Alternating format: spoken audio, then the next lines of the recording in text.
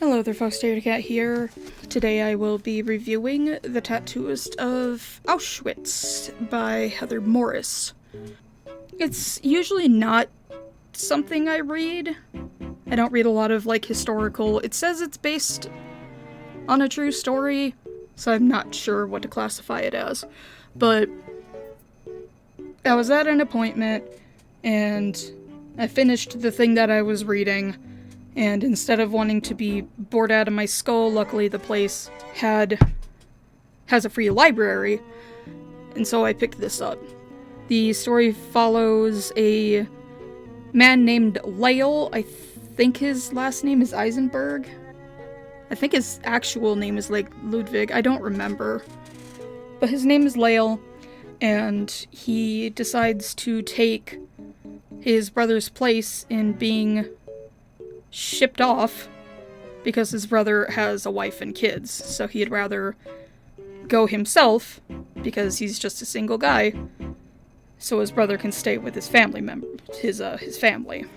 Lael winds up becoming the tattooist who puts the numbers on the people coming in because an older Frenchman named Pepin approaches him.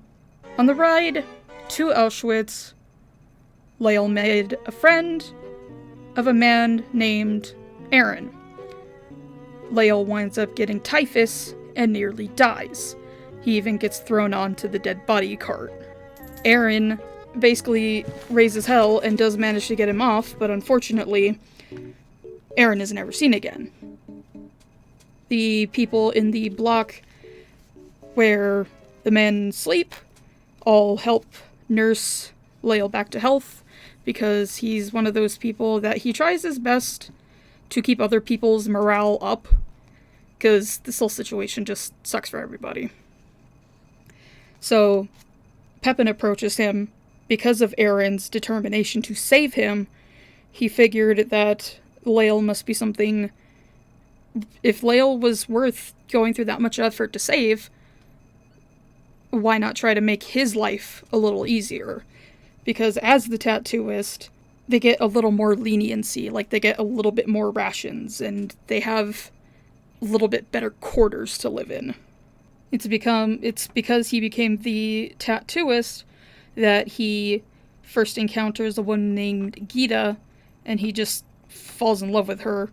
So it's basically them desperately trying to survive this frickin' hellhole and hoping to escape so they can be together. Gita is not as optimistic as Lael is. Lael is rather optimistic, so that's part of the reason why he tries to keep other people's morales up. So it just follows their story of trying to survive and all that, and all of the friends that he makes and what happens to them. I did note that there's one part where it's a pretty fucked up joke. There's this officer that's supposed to just hang around Lael while he works, named Beretsky, and at one point Lael's brought to one of the crematoriums to double check some numbers on a pair of corpses because their numbers look identical. It winds up that a 3 looked too much like an 8. And of course, Lael is horrified by this place.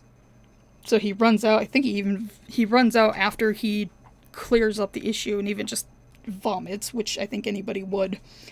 And Beretsky follows after him and jokes, "You know something, Tatovia? I don't know how to say that word. I bet you're the only Jew who ever walked into an oven and then walked back out of it."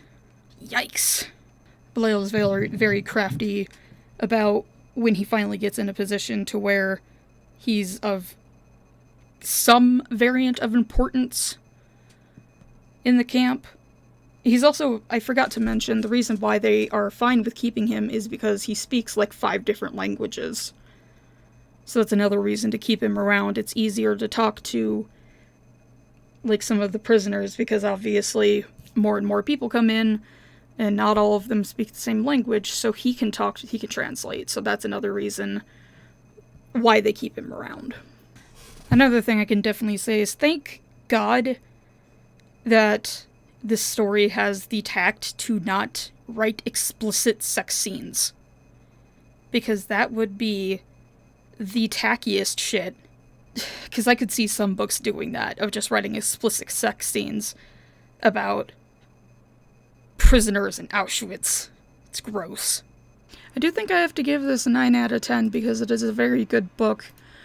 It's written also in a way where it's not a difficult read.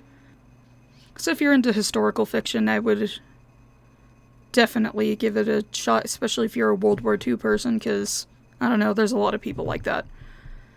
Yeah, that's about it. I'm already reading another novel. Like, subscribe, and all that noise. We'll see you in the next one, folks. Later.